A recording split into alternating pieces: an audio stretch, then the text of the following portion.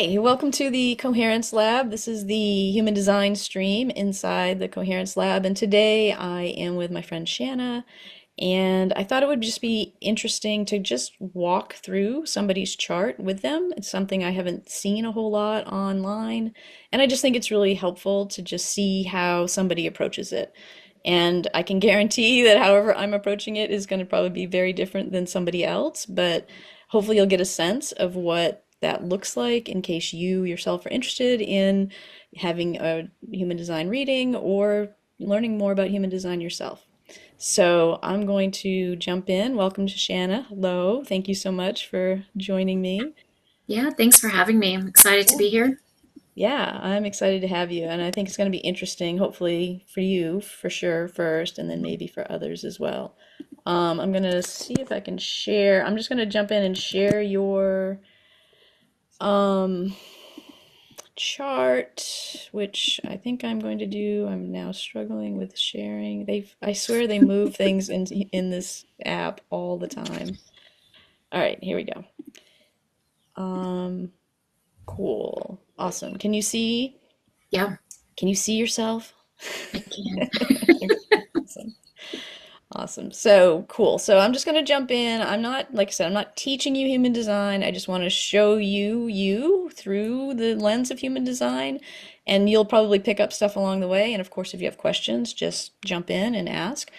Okay. But I like to start at the very high level because that is obviously the place where I think we should start all things at the very high level before we get into the details. And in human design, the high level is very important. And the high level is your aura, your energetic aura. We call it type in human design. And so there are four types, and you are a generator type, which means that you are part of the group of people on the planet that are the majority. 70% of people are generator types. And so the aura of a generator is big and open and welcoming. And our aura is, an energetic field that surrounds us. People vary in their dimensions, but anywhere between, both arm lengths out to like 10 feet out. And I think that we can all recognize that, right? Because we know that when we walk near somebody, we can definitely feel them, especially if they're in a Sure. crappy mood, Oh, right? yeah. So this is this thing that we all each walk around in. And so your aura extends out 10, let's just say 10 feet around you, and it's big, warm, and welcoming. It's attractive. Generators have attractive auras. It's pulling things to you all the time. People, life, experiences, situations, they're coming to you.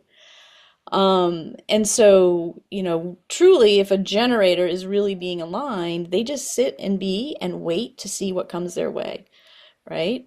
But honestly, that's not the world we live in, right? Like we are Mhm. told as young people that we have to go out and make things happen. So very often, us generator types are out there trying to make things happen. And sometimes they work and sometimes they don't. And often, I think human design would say the ones that don't work are the more likely ones because we aren't actually following what's our strategy, right? And so your Mhm. strategy as a generator type is to respond, right? The world's coming at you, people are coming at you, and you get to, from your embodied wisdom, from your sacral, this is what makes you a generator, it has a very clear yes, no. I really am interested in that thing or that person, or I really don't want anything to do with that person, right? And you may Yeah. feel this actual physical, like leaning into the things that you're interested in and just leaning away or moving out of the way of the things that you're not. Does that resonate for you? It does for sure.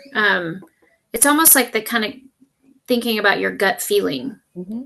right? Exactly. Like listen to your gut and I tend to do that when I haven't done that.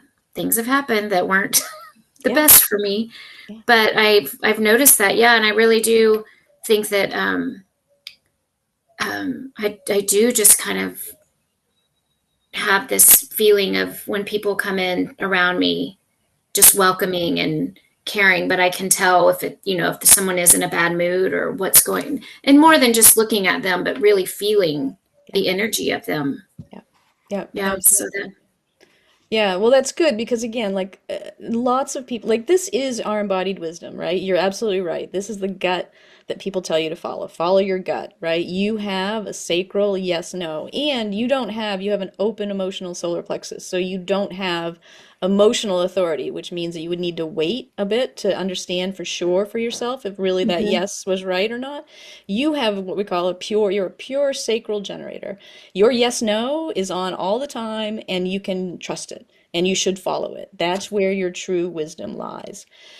But, not everybody has that, right? Like a lot of people, again, we've been conditioned, right? Well, it doesn't matter what your gut says, what's your brain say. We're always pushing people back to their minds. Like what's the rational thing to do here? What does, right? Like all of that. And so it's great to hear that you're like, yep, I'm really clear. I have definitely have a connection to that yes no.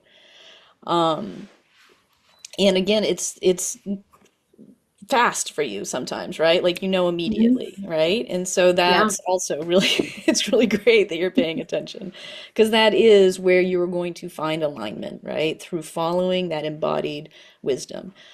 And part of your design as a generator is you're a subtype of generator. This is the only type in human design that has a subtype, and this is this manifesting generator. So you're a manifesting generator, which means that generator types are they're here to build and do and create. They're here to move and be busy, right? And this is why, if you look out in the world that we have, why we have the world, right? Because like mostly generators out there building shit all the time. Right? True. And that's correct, right? But for a manifesting generator, like can be even busier. You may have lots of plates spinning, like you may have lots of projects going on. You may be very non-linear. You may be somebody that has like 5 books on your bedside table instead of just one, right? So this manifesting part of your generatorness is literally a connection, and you can see it through this channel. Your sacral is a motor. Your motor is directly connected up here to your throat, which is your manifestation center. And so you actually have the pure manifesting generator channel, it's called charisma. But the subline is where thoughts must become deeds, right? And so this very fast acting, like, I know it, yes, no, I'm going to do it right now, Hmm. which is super powerful. I'm also a manifesting generator. It can also get us in trouble because Yeah. because we say yes a Like lot an and oops. we have a lot of energy and we can make a lot of things happen, but they're actually not all right for us, right? Hmm. And we can get too many plates spinning. Um, which you know how that feels. It can feel overwhelming, right? Yeah, And so for sure. just being really aware that just because we have the power and the ability to make things happen isn't always right. And again, conditioning as women, right? We feel responsible, we feel obligated. People feel that we are obligated to them, right? Yeah. So we take on a lot of things that way. Um, Anything around any of that? Any questions?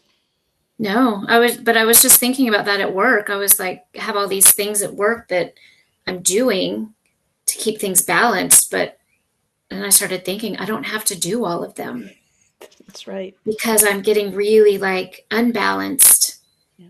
and a little chaotic. So I was just thinking about this yesterday of how I need to just step back a little bit and not try to do everything. Yeah. Yep. Absolutely. So it And makes that total sense. Yeah, and if there were one overriding message from human design, it would be step back and stop doing. Yeah. Right? Just in general, most of us have a strategy that involves waiting in some form or fashion, right? Involves slowing down in some form or fashion, right? But again, we live in this very modern age that's very go-go, very fast moving, right? Pushes a lot of pressure on us. So that whole stepping back and letting go of things is Yeah. absolutely aligned for almost everyone on the planet Yeah. right now, not Yeah. just you. Cool. And so again, you're this manifesting generator. You are a person, and I will say, I want to be clear, like it is right for you to have a lot of projects, right? I have a little pet thing that I've discovered, I think it's true, but I don't have any proof of it. I think all the people that are diagnosed with ADD are just actually undiagnosed manifesting generators. Like they're just here to do a lot of things, and it looks like to regular generators, it looks crazy. It's like, what are you doing? You don't even, because regular generators are much more linear. They have a project, they work on the project, they finish the project, right? Hmm. Manifesting generators are like, I got 14 projects and I'm working on all of them, right? And it is right in part because we make connections that other people don't, right? Because Okay. we're working on so many things, we see overlaps and synergies and all sorts of things that often just are missed by other people.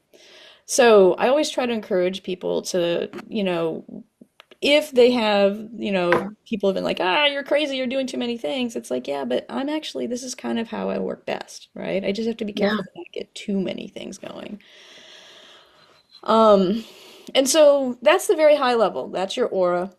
That's who you are at your very deepest core, right? You're this person Hmm. that's here to wait for things to come to you in order to respond. And as you're doing that, in human design, we have what we call profiles. And there are exactly 12 profiles. And a profile is kind of like an archetypal energy, essentially. And it comes in two parts. You'll see, this looks like a little fraction, 5-1. You're a 5-1 manifesting generator, which means that the 5 is your personality side. It's this thing that it's your outward life, right? It's your consciousness. It's how other people might see you, and it's how you yourself might recognize yourself more clearly.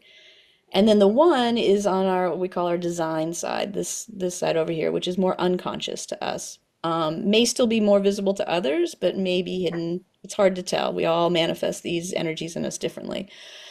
But the 5-1 is what you can see here, a heretic investigator. Now, a lot of people don't like heretic. That word is not a great word for some people. I'm also a heretic investigator. I personally love it. When I think of heretic, yes, I love the heretics. I love the people who don't go along with the crowd. I love Yeah. the people that are interested in weird and unusual things, right? Or Yeah. making weird connections, right? Like that's what a heretic does in my world. And that's honestly how you yourself may show up. Like you might be the person, so they call the 5-1 a practical problem solver, right? So you may be somebody who other people come to solve problems, right? Hmm. Like they've tried 5 other people, those people haven't helped them because they're not heretics, they don't have new ideas, and then they come to you and they're like, I know that you can help me. And Yeah. you probably can, right? Because you do Yeah. have unusual ways of approaching problems. Um, and this is one informs all of your hereticness because the 1 is the investigator. You probably really love to dig deep, research things, get to the bottom of it. This is a very foundational energy. Like you want to know how things work, how they're built. You want to understand them at the foundational level. I say in my mind, like this is how I felt about human design. Like I have to understand, like one of the things that drove me nuts when I first started studying human design was why these numbers are in the body graph where they are. Like why is Hmm. the 1 here in this center? And I searched and searched and searched and eventually came to the conclusion that nobody really knows this is a channeled system and this is what the voice said. These are where the numbers go. And I was like, that drove me, still kind of drives me nuts because I can't recreate it in my mind. Right. I have to memorize it. But that's a very 1 energy, right? Like, how can I rebuild this thing in my mind so I completely understand it? Oh, yeah. Yeah, does I that get feel that right? totally. Yeah, yeah. Yeah.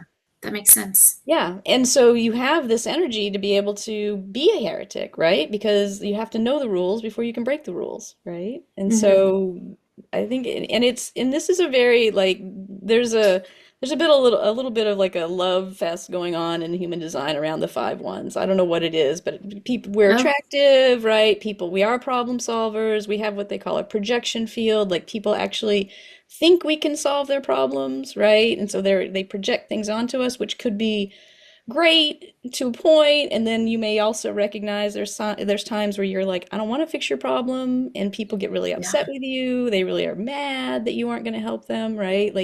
You can't fulfill their projection. That's Hmm. not such a great thing. But there is this kind of shininess about the 5-1. Um, and they're not that common. We're not super common. There are numbers in the design world about how often these various things show up.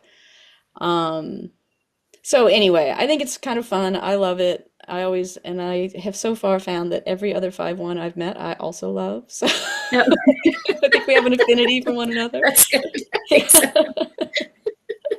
We keep coming back to each other, so maybe that's part of it too. Yeah, yeah, maybe that's it. That's right. Well, we have a lot of other things in our charts that are what they call, I think we're on the same fractal, right? In human design, Okay. we're all kind of born out in the same, we have overlaps in other ways.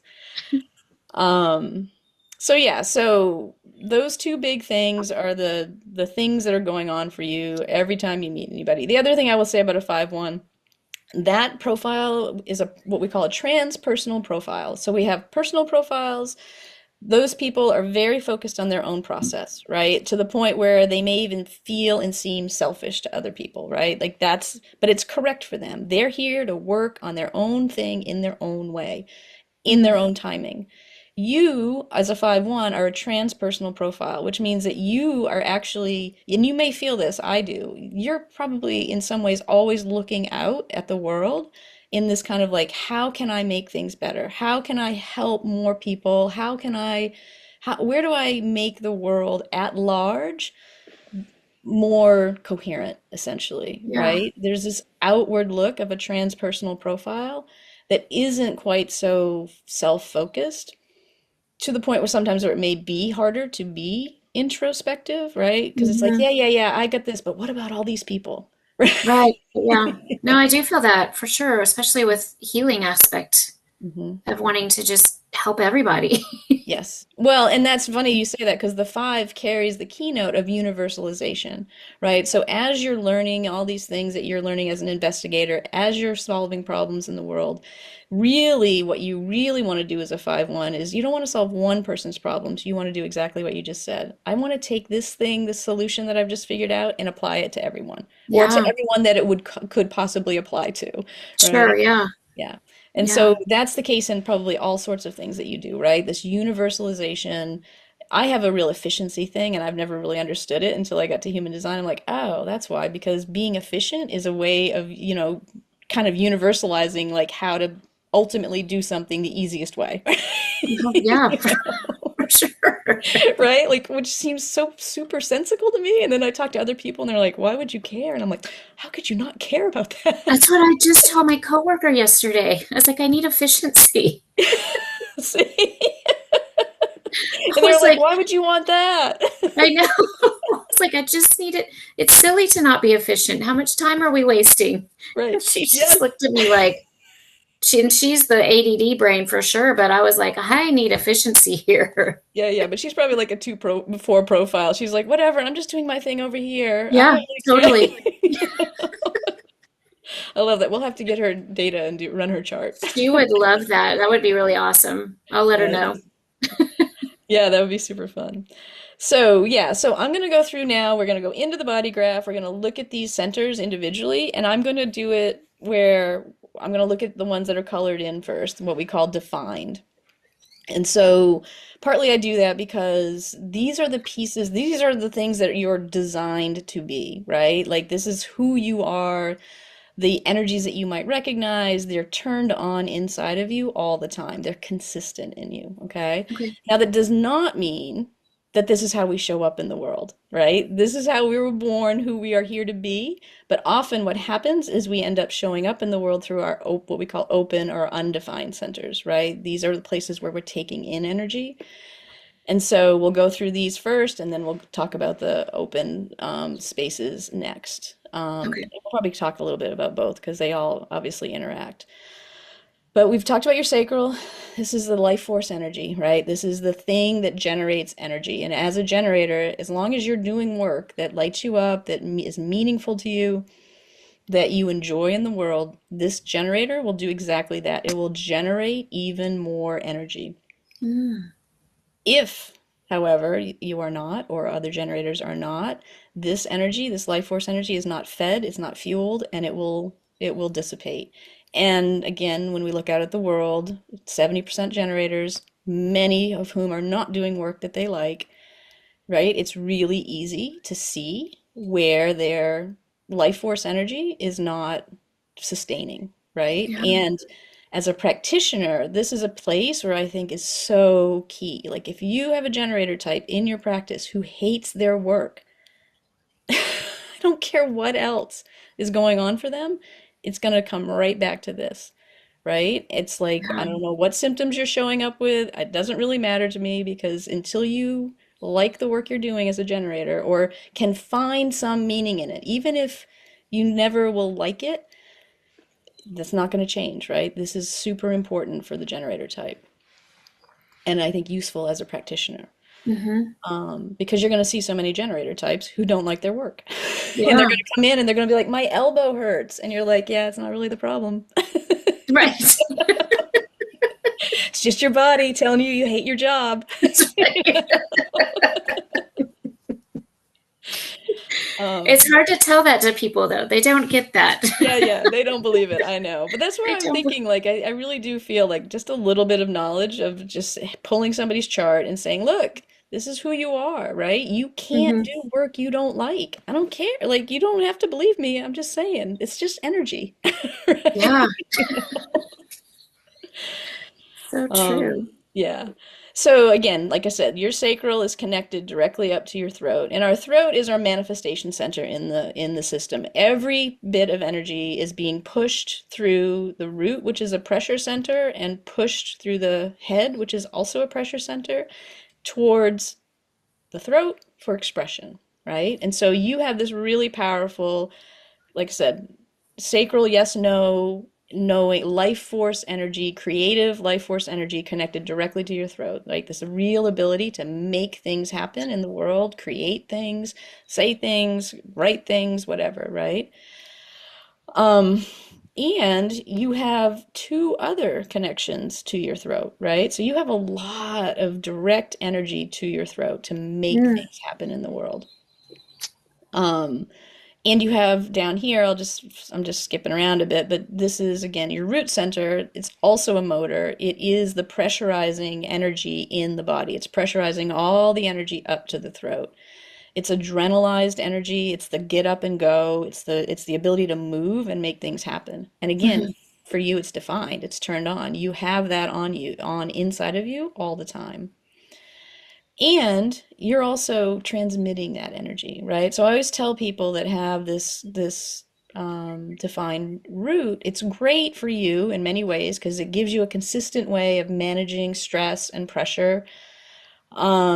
You aren't as receptive to the stress and pressure of others, actually, but you are transmitting stress and pressure out into the world, right? And so when you are feeling under stress, pressured, feeling out of your own, alignment in any way, this energy is as all these energies are that are turned on in us, they're being transmitted out into the world through our aura, right? We know this, Yeah. we feel it.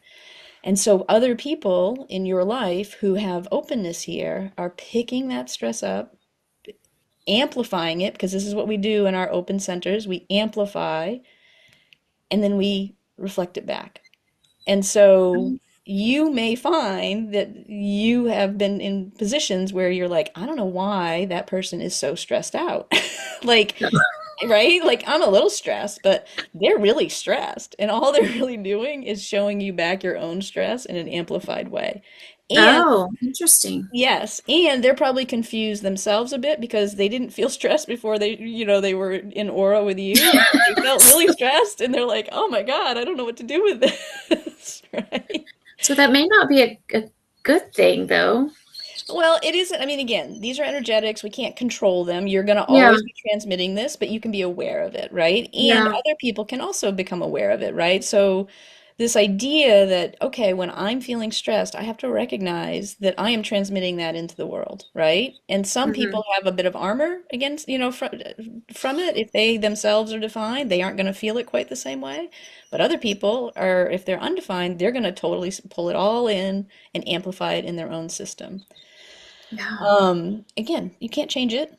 You can just be aware of it. right? And you Sure. can make others aware of it too. Like maybe a daughter or somebody that has an openness here, and it's an explanation between the two of you, like, oh, so when I'm stressed about whatever you're doing, you're feeling my stress 2x, right? And so you think I'm Yeah. super stressed, and I'm not, I'm just a little bit stressed, right? Well, that's interesting because I had my husband or my daughter say, are you angry? Are you mad? Or, Hmm. at that, I'm like, no, I'm not really. Yeah. So that makes sense too, of that they could just be feeling extra of what I'm Yes. feeling a little bit of. Yes, absolutely. And that's exactly how all of our open centers work. And so this would work this way for you over here in your emotional solar plexus, right? So when Hmm. you're around people who are emotionally defined, who have an emotional wave, you feel that emotional wave amplified, right? So, and you probably recognize this on your own, in your own aura. You probably aren't a particularly emotional person. You probably are like, I'm pretty good, I'm pretty stable, I'm pretty Hmm. even keel. And then when you're with other people, very quickly you're like, oh, this, what is going on? Right? I don't know what to do. Like, I don't know what all this is, right? And what Yeah. it is their emotions being brought in, being amplified, and then, like I said, living inside of you until you recognize whether it's yours or not, right? Oh, And this yeah. is so much of what we do as children, we don't know, right? So we just learn to think that whatever we're feeling is ours, right? And then we Oh, just carry yeah. it out. Yeah. Yeah. That's a lot of emotions to carry around. Yes, exactly. And 50% of the, planet is emotionally defined and 50% isn't, right? So we have Yeah. this dynamic going on between us all the time as humans. Yeah. Yeah, so it's a lot. So anyway, but for you, again, stress and pressure, more consistent. You may generate your own stress and pressure internally to do things, like you may feel Mhm. that, but the other outside pressure may not feel quite so much to you because again, this is going for you all the time. Yeah. And it's a fuel, right? So the root fuels everything that it's pressurizing, right? It's fueling energy up. And so this fuel that you have here, this is your spleen, and this is like the oldest awareness. It's an awareness center in our body, and it's the oldest awareness center. I mean, the oldest center. It's kind of like the amygdala of our body, right? It's about safety in the physical world, keeping our body alive and well. This is what the spleen is functioning here to do. And it's very intuitive, it's very instinctual, right? It's got all of this like embodied knowing about how to stay safe in the world. And yours is correct, directly connected to this root, which is fueling the spleen's ability to pay attention to your Mm. safety consistently. And so you may feel that, like you may feel like this kind of like, I know what's going on in the world. I understand my environment. I know when I'm safe and when I'm not. And when you're not, your body probably has very specific ways that it speaks to you, right? Like chills or nervous stomach, or some people get migraines. Like there's all sorts of things, embodied sensations that people get when their Yeah. spleen is trying to say, hey, pay attention. Yeah. Right? Mine's usually a stomach issue of sorts. Hmm. Yeah, I can imagine that, especially with your openness and your solar plexus. This is our stomach in general, but Hmm. the combination of this knowing what's going on and this being open and receptive, I could see where a stomach would be like, that would be a place for you to Yeah. pay attention to for sure. And so this channel here, this 1858, is called the channel of judgment. And it is the ability to see what needs to be corrected, what needs to be fixed, what can be improved, right? And it's on in you all the time. And it's a really lovely energy. This gate 58 is called the joyous, right? Almost all of these gates here in the root center are have their basis in this idea of joy, right? They're fueling joy on the planet. They're trying to create more joy through Yeah. action. And so you're trying to bring more joy to the world by making things better, by making corrections. However, this is a what we call a projected energy. It has to be invited, right? So you may recognize this. Most people at one point, at least when they were younger, they would go around being like, "This could be better, and you're doing this wrong, and this would be right, and you should improve this." And they would find that nobody would listen or think that Yeah. they were jerks. Right. But usually over over time, I have 18, but usually over time we learn like, oh, these people aren't listening, right? And they're not going to listen Yeah, until they're ready to listen. So, sure. so this is a really beautiful energy because you see things all the time. And I also remind people with this energy, like when you have this energy, you think everybody has this energy, right? It's probably like confusing, half like, why don't they just fix that thing? How can they not see that this is not working or that this is inefficient or that this could be Yeah. improved? Hmm. But here's the thing. They don't actually have that energy, No. right? So it's just a good thing to remind ourselves, like, oh, we actually all have very specific energies for the purpose, right, of being different, of bringing different things to the table. Yeah. So when they're not seeing it, that's not a fault of theirs. They just don't have that energy. But you do. And so you really have this great ability to make things better in the world, which is, again, part of what you're doing in your practice, I'm sure, right? Yeah. Coming to, and it's perfect. It's a perfect setup because they're coming to you, they're inviting you to help them with these corrections, right? So when Yeah. you're using this energy, you have this natural invitation to use it, right? Which is really lovely. Yeah. It's good. Any questions about, I know I'm like racing through this. It's a lot. Any questions about anything? No, it's so fascinating. I love it. It's just, it's kind of, I keep, every time you say something, I'm like, oh yeah, that happened. Or, I keep thinking about little bits and pieces in my work day or at home. And it's tying into everything. So it's really cool to Yeah, see it charted out and that's know there's awesome. a reason. Yeah, and you have this map now forever, right? That you can always Yeah. refer to and be like, "Oh yeah, I remember that thing." And I think that's one of the most beautiful things about human design is that mostly I'm not talking to people and this is like fabulously new information to them, right? Mhm. Mostly it's just confirmation. It's like, yeah, I've always known that about myself. Huh, I didn't realize, right? Like, and it's just nice Yeah. to be like, oh, there's actually an energy that I can map that back to. It's a real thing. Yeah. It's really cool. Yeah, it just makes it seems to fit into who you are and make Yeah, sense. yeah, So, yeah, no, I love that. So yeah, so you've got again, you've got this root pressurizing up to the spleen. The spleen is this intuitive knowing. You've got a bunch of intuitive knowing, and all of your intuitive knowing is connected up to something else. It's in action in this channel behavior, right? So it's not just sitting there hanging out, waiting for something else to show up to complete it. It's completed on its own. And so you have this 48 to 16. This is the wavelength channel, right? This is the channel of mastery. Now, for you, it's what we call unconscious, right? It comes from your red side of your design. So it may not be as obvious to you, but you do have this really powerful energy to go deeply into skills. 16 is skills, enthusiasm for creating, like for mastering new skills.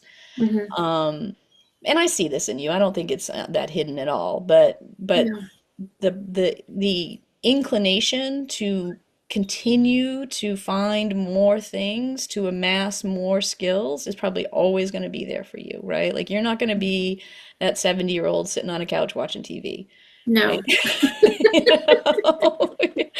You're going to be out there like figuring out what's next, right? There's going to Yeah. always be a what's next, I think. Especially in that given your 5-1 too, right? Like that natural investigator thing. But again, also, you have these two channels. So your spleen is, like I said, it's very fast acting, very instinctual, very intuitive. And you have two direct connections to your throat. So you may find yourself speaking a lot without thinking, right? Oh, yeah. Just whatever comes to you, you say it, right? And Yes. it's probably a good thing because it is your intuitive knowing coming to manifestation. Um, but again, you also have to be able to slow down enough to respond to whatever's coming at you, right? So for Mhm. you, a real, you know, trick is probably discerning between like what's a response when I've taken a moment and what's a reaction when I'm just like, nope, I'm Right. not going to do that thing, or no, I don't want anything to do with you, or whatever. Yes, I totally want to go on that trip. And then the next day you're like, I didn't want to go on that trip. Yeah. But this is a very fast acting energy. Like your design has a lot of fast acting nature to it. Um, And for the most part, again, since you don't have emotional authority, that's not wrong for you. It's just there is a real space between response and reaction, right? And learning Yeah. how to really navigate that. And then the final place that you're defined here is what we call the identity center, right? This is literally I call it the seat of the soul. Like the structure in human design is that we map the heavens at the moment of your birth. This is your personality side. And then we also map the heavens at the moment that you're what we call the magnetic monopole, but it's like the soul essentially. The soul enters your body about 88 days before. And so those two moments in the heavens get brought into the body graph. And your identity is here. It is your higher self, right? It is your direction and love in the world. This is what the identity center is here doing in your body graph, Hmm. and it's lit up for you. So you may be a person that have always known, like you might not have been the little girl that was like, today I'm a princess and tomorrow I want to be a cowboy. Like No. you probably were not that kid. You probably were like, I'm Shanna, I'm doing my thing. And I'm Yeah. you know? Just want to be outside playing. Yeah. Yeah. And that's correct for you. And it works out that the world wants that from us, right? I also have a defined identity. So it was easy in many ways for us because we weren't questioning. We weren't showing up as a different person each day. But there are about 40% of the population who have an open identity center, and it is correct for them to wake up every day and be like, who am I today? Mm. Right? Because they just Yeah. that's who they are. They're flowing in and out of roles and identities and knowingness, and that's cool for them. It's not cool from the world, right? The world Yeah. wants you to be Shanna every day. That's right. Yeah. And so this is another place I look at a body graph, from a practitioner standpoint, right? Like if you find that somebody is here with this openness, like it is correct for them to flow in and out of all sorts of positions, all sorts of roles, all sorts of places in the world. And it can look a little bit flighty to you and I as a defined, identity.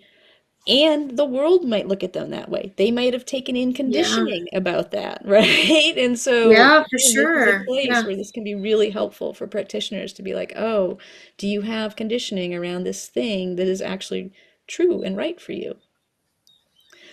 And so, again, this is the seat of our soul, and you have this connection. This is a leadership connection. This is really powerful ability to lead, but again, by invitation, right? Like you're not the person that can go in and be like, I'm going to tell you guys now how to do this stuff, right? What Hmm. happens is you bring your amazing mastery and problem solving skills into a space, and within a very short amount of time, people are like, hey, can you be our leader? Yeah. Right? And then you have to decide using your sacral, using this response, like yes or no, right? Yes, I have the energy for it, or no, I don't.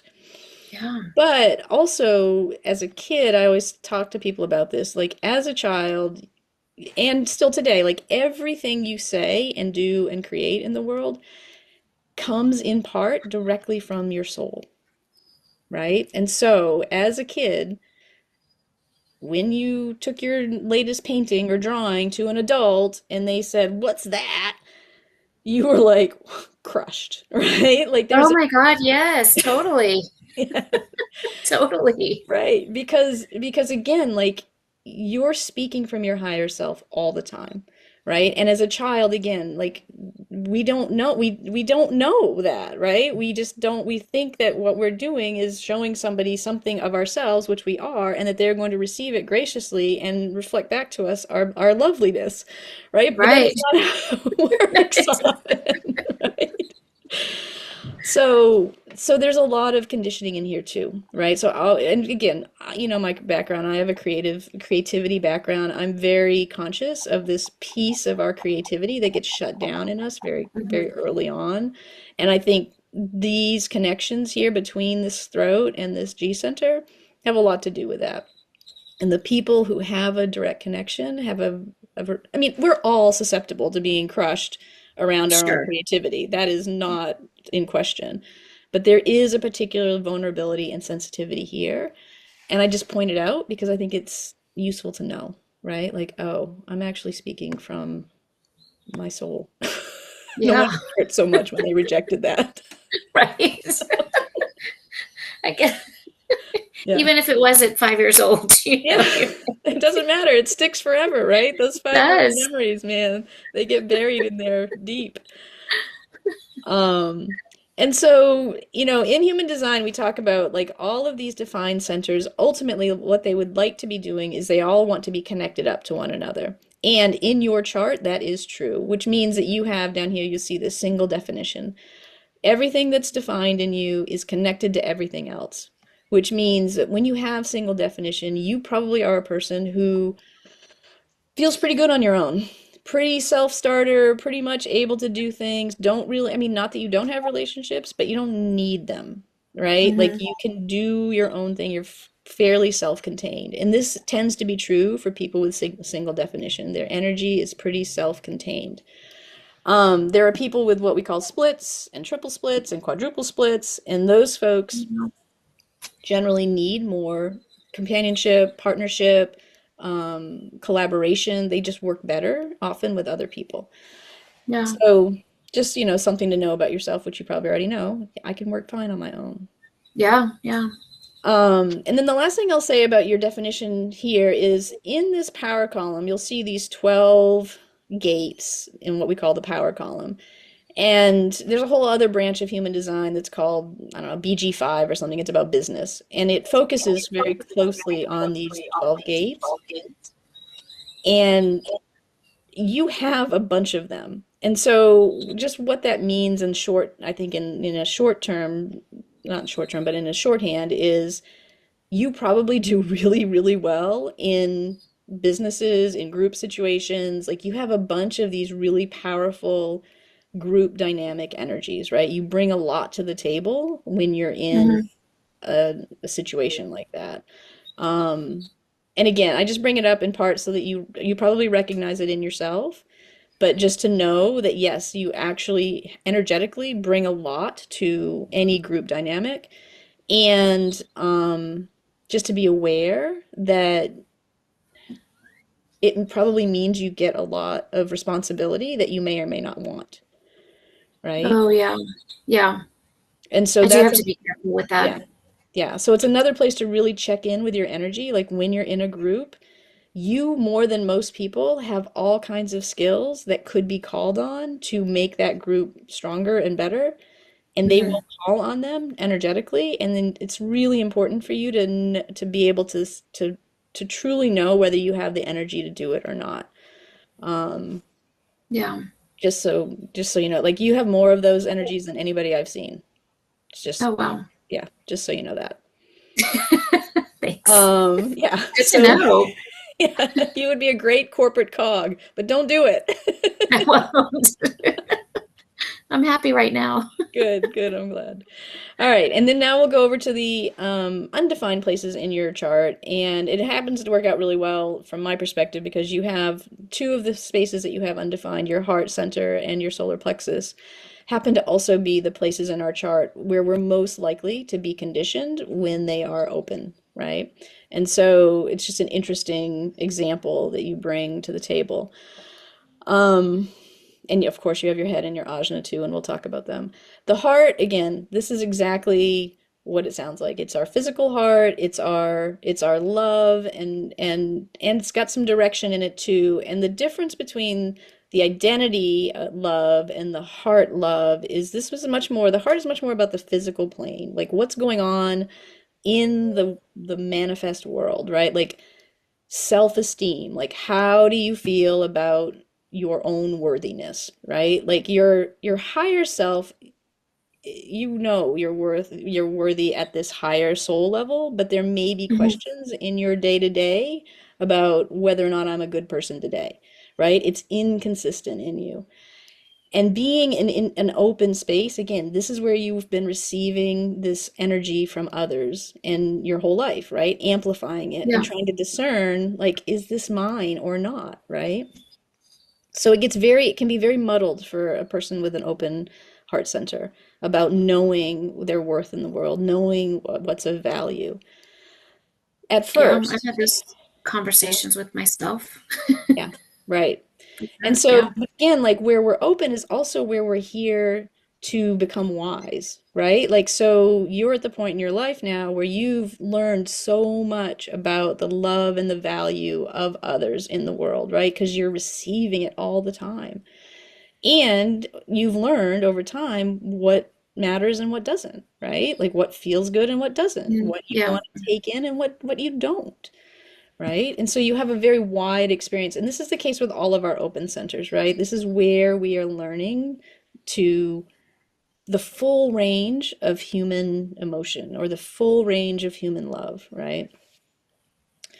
But it's also again as a from a practitioner standpoint, I always look to this configuration, right? Like if people don't feel worthy, or if they just feel inconsistently worthy, this is often what happens here. Is there could be days and months at a time where you feel your self-esteem is through the roof. You're like, this is amazing. I'm an amazing human, and then you can wake up one morning and it's just gone for no reason. Hmm. You don't have any explanation for it, right? It can Yeah. just be confusing. And so this becomes a very conditioned place in us, right? We don't know, we can't rely on it. We don't know, we feel like we don't know who we are, that kind of thing.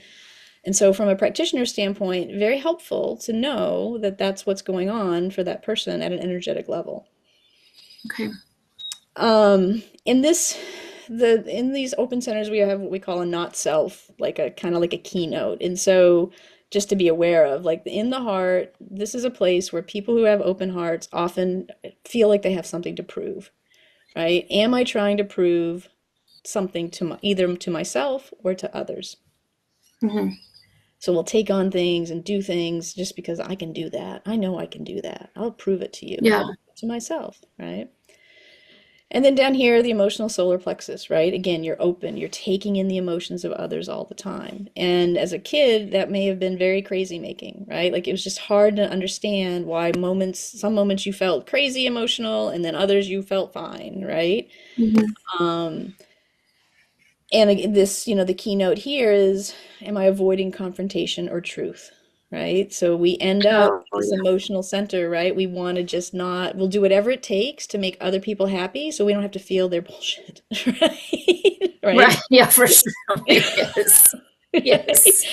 And often it means we just aren't around, we make ourselves small, we want to be invisible, right? We just don't want to be anywhere around whatever's going on for them, right? Because Yeah. we can't turn it off. Like it is coming in no matter what. This is the thing about being receptive in our designs. And so again, it carries through into our adulthood, right? Do we not confront, do we not speak our own truth? All of that stuff comes very much from this open solar plexus. And Yeah. then up here, open head and ajna, not so unusual. There's a lot of people who have an open head. And like I said, the head center is a pressure center. It's like getting ideas. It literally is kind of like a channel, especially with it open the way this is. Like you're probably constantly getting inspiration and ideas and questions even from others, people with defined head and ajnas, and just from the energy of the universe, right? And so they're coming into the head center and then they get pressurized down to the ajna, where that's where we really think of as our mind. Like you're really thinking through like what does this question mean? Well, what am I going to do with this inspiration? Like how am I processing all of this stuff that's Oh, yeah. coming into my head? Yeah. Um and for you, like again, it's open. Like you have a literal open mind. And my experience, I have a similar design, and my experience is like things just come through. And I often don't have much control over it. I often don't have much retaining of it. Like if you said, "Hey, can you just repeat what you just said?" Nope, I cannot repeat what I just said. I really don't know what I just said, right? It really is kind of like a channel. And for a long time, I Mhm. really was like, because my husband, he's got the mind like a steel trap. He can remember everything. I would literally Yeah. tell him things so that he would remember them, so I could ask him 5 years later, and he would hold on to it for me that way. And I would just be like, what's wrong with my brain? And then, Yeah. when I found human design, I'm like, oh, I'm just really not designed to hold on to that stuff, right? Like, if I need to hold on to something now, I know I need to write it down. It's just a fact, right? And so I'd say to people who have this, like, truly, you're going to get a bunch of great ideas. And if you don't write them down, you are not going to They're remember gone. them. Yeah. They're gone. Yes, they are gone. I tried to Sadly, remember. What? you'll remember you had a great idea. You just don't remember what the idea was. Yes, absolutely. Like I literally tried to remember an idea from between my studio space and my laptop the other day. Gone. No. I was like, "Ugh." um, Yes, been there yeah. many times. Yeah. And so it's just it is a lovely thing to be able to just be open like that, right? Now, the downside can be like there can be people who this ajna is kind of the seat of our opinions, right? And so people with a defined ajna can be very opinionated, can be very dogmatic even. They can really hold, they can get an idea and they can really hold it tightly. And sometimes this open ajna can also behave that way in the not self, right? Like it can be pretending to be certain. That's its keynote. Mm, Um, and so, that's the thing I would watch for. I don't know. It doesn't behave that way for me. Mostly how my open head and ajna feel like is like, I'm pretty sure I know how things work. But I'm also like, it could change. Like, this is what I yeah, know to be true, right? Like, I think today I'm going to do it this way because this is the way I think it should be done. But I'm also, who knows, tomorrow I might want to do it a completely different way because I don't know, yeah, I'll know more tomorrow, right? yeah. Um, so yeah. So that's the openness and the definedness in you. Any questions about any of that? No, I mean, I love it though. It just making sense and Yeah. kind of revealing myself Yeah, in a different way. exactly. So it's awesome. Yeah.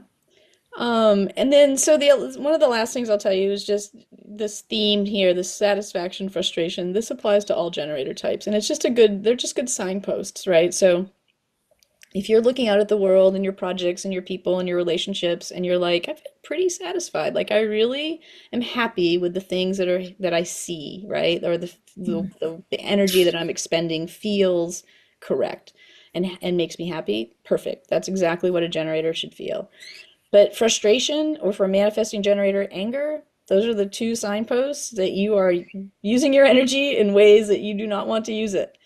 And usually for women especially, this shows up as obligations, right? Doing something in a way or for somebody that we're feel obligated to do, but we don't really like to do. And so Yeah, just paying attention to frustration. And when you notice it, just kind of track back, like, how did I get here? How did I get spending my energy this way? okay. Um, and just trying to minimize it, right? We know we live in the Yeah, modern world. There's some things we just can't get out of, but really trying to let go, like we started talking about, like letting go of as much of the stuff that doesn't light us up as possible, yeah. is what's going to be best. And it's going to be best for everyone too. Like this is the other thing we don't talk about so much. Like when you're doing things out of obligation or out of any other reason that aren't really aligned for you, it means that you're taking away somebody else's ability to do the things that is aligned for them, right? And so we just Oh, have to, yeah. right, just be cognizant of like, oh yeah, I'm overdoing and that means they're underdoing and that's not good for them either. Yeah, that's true. Yeah, that's good to think about and remember. Yeah, yeah. So Yeah. Because I we're like that. conditioned a lot as women too. Like we can do it all, right? And again, you're a powerful manifesting generator. You literally can do it all, right? It Yeah. doesn't mean you should. So it's like it reminds me very much we talk about in the coherence lab about caregiving versus caretaking, right? Oh, right. Like I see this a lot in myself. I have the ability and I do a lot of caretaking. Oh, I can just do that. I'll just, especially when the kids were younger, I'm like, oh my God, it'd be so much quicker for me to do it. Efficiency, right? Everything. Yeah. And so I would, right? But then I didn't give them the opportunity to take care of themselves, right? And so Yeah. I'm reaping some of those rewards to this day. I better get on it. I have one Yeah. leaving soon. So, Yeah. I mean, I don't know. I don't know if I'll ever get it quite right, but I at least see it now. This is what I love about human design. I'm like, oh, I can at least see that thing I'm doing. I wasn't seeing right, right. it. And then the very final thing I'll mention is we have this thing called the Incarnation Cross, and a lot of people in human design make a lot of a big deal about it. And it is the four most powerful energies in our design. It's the personality sun and earth, and the design sun and earth. And you're on the cross of uncertainty. And so what sounds like is it doesn't sound great, but what it means in reality is that you actually this 14.5 in your design is down here in your sacral. It's very much about resources and direction in the world. And you have this very powerful knowing about how to amass and how to use resources, and that's all sorts of things, not just money, just skills, abilities, people's, networks, all of those things, Mhm. and what direction they should be implemented in. And so this powerful energy calls in a lot of people who are uncertain about that, right? And so you may see, now that we've had this conversation, you may notice in your life where people come to you when they're uncertain. It sounds like for sure Mhm. your practice is that, right? Yeah, Because you have certainty. Like there's a bunch of certainty in your design that other people are needing, right? And so this cross is essentially it's your purpose, but you don't have to really do anything. It's just that energetically, the people that need your certainty will come to you naturally. And you, again, mm, don't need to do anything other than be yourself, right? And do the thing that yeah, you're good at, but it's the energetic, um, you know, fulfillment of your purpose, right? And it's the energetic fulfillment of their need, right? And this is in ways that we interact in the world. But it's just a theme for you, right? You may notice it over and over again that this certainty, um, I guess what is that? Not a trajectory, but a continuum, right? Like you may find yourself always in that space of working with people through their own. And again, you also have this really defined G center, right? Very much about direction, right? So there's lots of things yeah, in your design that would reinforce this ability to help people find their own direction, find their own compass again, um, yeah, yeah. as part of your work in the world. I see that. I see that Yeah. often. Hmm. Yeah. Yeah. Which is So, cool, right? I mean, what yeah. a cool thing to be like, oh, I'm actually doing that thing. Yeah, no, it really is. Like I wouldn't have ever thought that to be what I was going to do, Yeah. but it just kind of fell into my lap, really. Yeah. Well, it didn't. I mean, your generator aura attracted it in. You responded, What's true? right? And you said yes, right? Yeah, And again, that's like true. this is an excellent example of like you are doing the work you're meant to do because you followed your embodied wisdom, right? You allowed the things to come into the aura, Yeah, you followed that call, and then you said yes, right? Now, again, had you had a different mind or had you had more conditioning around it, you may have said, "Oh, I can't do that. I'm not going to make enough money," or "I don't think I'm good enough," or there could have been a bunch of reasons in your head that you could have made up to not do that thing, but you didn't, right? yeah, You listened to your embodied yeah. wisdom, and you're actually living out your incarnation cross. Perfect. That's amazing. Yeah. Well, keep doing what you're doing, Shanna. You're doing a great job. Thanks. I love it. Thank you. Yeah, awesome. So cool. Yeah, I mean, again, there's a ton more. Like this is a lot to begin with, but it Yeah. really is just the surface level of what human design has to offer. But I think again, from a just a everyday human being trying to manage the material plane or a practitioner, like this amount of knowledge is probably all anybody would ever need to really just start and paying more attention to how they're mostly just how what they're doing with their strategy and authority, right? Your strategy is to Yeah. respond through your sacral knowing, right? And you've been doing that, and now you can have a little bit more awareness around it and just keep doing it because Yeah. that's really all that our design is here to help us with. That's amazing. Yeah, it's cool. So All right. intriguing.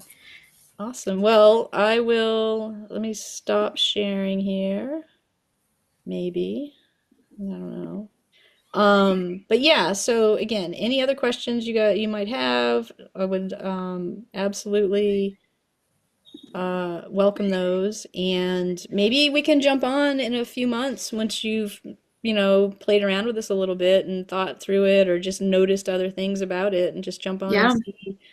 I want And to 'cause- re-listen to the video once it's up and just kind of listen to it, take some notes, or Yeah. think about it some more and take it in. Yeah, and I'd also really love your perspective on it as a practitioner too, right? Hmm. Like if it over time, if any of it sat with you in a way you're like, oh, I could see where I could use that, or just any Hmm. of it, right? Because I do think it's one of those modalities, like so many, but it really does. It kind of has to sit and percolate, right? It's a lot of Yeah. information at first, and you really are like, ah, it's a lot, right? Yeah. But then you have the time to just kind of notice things as you go along and be like, oh, I think we talked about that.